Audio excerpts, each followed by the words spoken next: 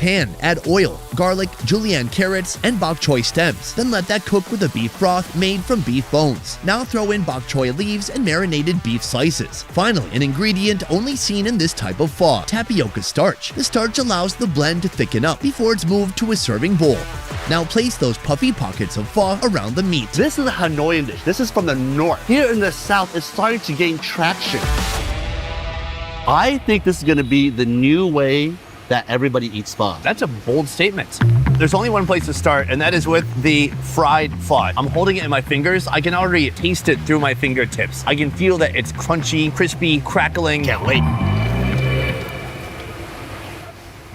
Oh, I love the texture. I love that big open air pocket there. This is expertly fried, not oily, but it still keeps that beautiful crunchiness outside. It's such a satisfying bite. It tastes like toasted rice. It does. Below, we have the broth. The swash. I think we should just give that a shot before we combine the two. It really brings a sense of comfortness. And it's like my grandmother came and hugged me and told me, I know those kids stole your shoes and your wallet and your money, but it's gonna be okay. We should take a pho chin pillow. And put this stuff inside? Yes. Tostito has nothing on us. Oh, that's looking nice. The best of both worlds have combined into one amazing flavor. You've got the texture with the fried pho pocket, and then you've got that delicious beefy savoriness with what's almost become a gravy at this point. Love it. Here, somebody was being really inventive. Somebody thought outside the box. Next up, a version of beef pho infused with an ancient aphrodisiac. This is a pho with artichoke. This is not your grandma's pho. The pho noodles are made with rice batter, mixed with the unlikely addition of red artichoke extract, turning the noodles from white to pink. And here's Chef Min, inventor of this recipe-bending pho, performing his noodle magic. I'm going to first blanch the noodles to enhance their elasticity when served to guests. Next, I'm getting toppings. Our biggest bowl includes everything, starting with raw beef, then tendon, then brisket, and two specialties of my restaurant, which are steamed artichoke stems and beef rib. Since the rib is huge, I'm gonna cut it up. Add some green onions and normal onions. Finally, the broth. This special broth is made with beef bones, brisket, and artichoke stems, giving it a unique sweetness. Artichoke gives you a lot of health benefits. It gives you a lot of vitamin C, but I'm gonna try this to see if it tastes different.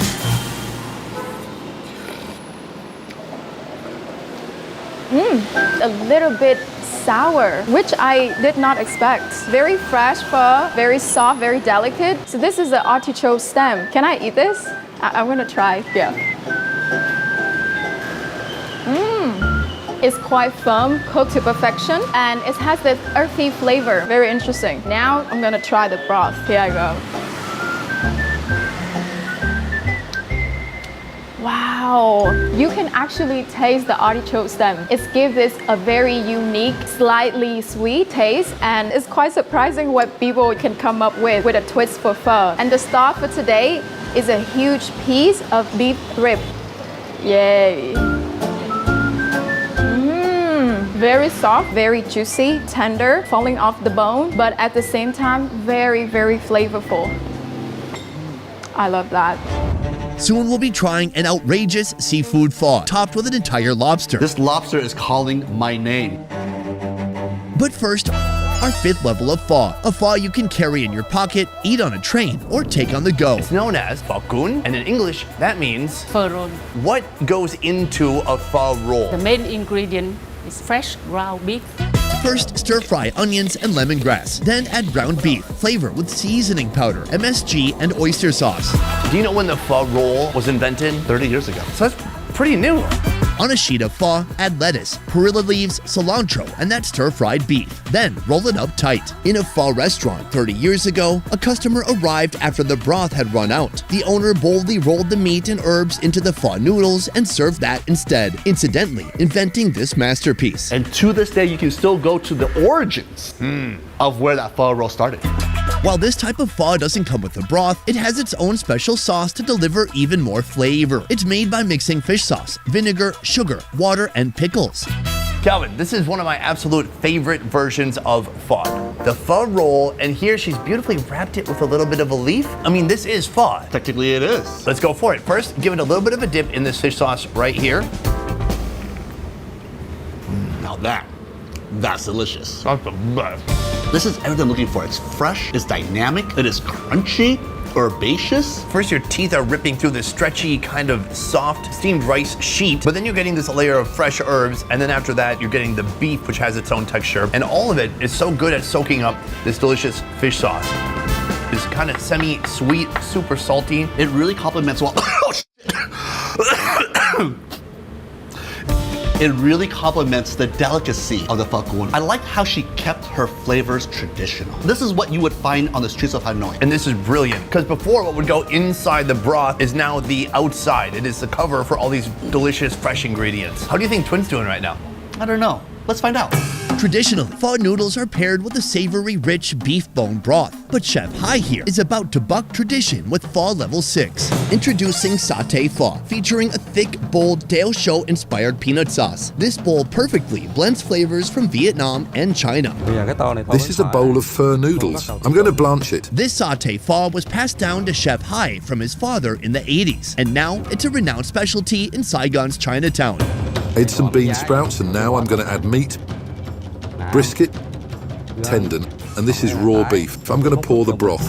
This satay sauce is made by first boiling beef bones for 5 hours. Then it's heavily spiced up with Chef Hai's signature powder, a powder that'll get you high with a hit of ground peanuts, 5-spice powder, sacha powder, turmeric powder, cashew powder, and garlic. I'm adding green onions and pepper, and this is satay pho.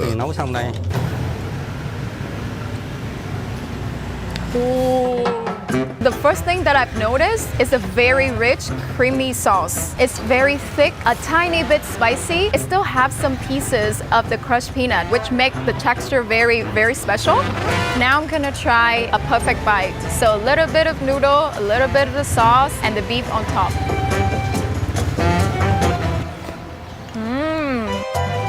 Wow, it still had the noodle, the beef, but the broth make it so different from the traditional version that we all know. And now it started raining really heavy, so, I'm gonna go.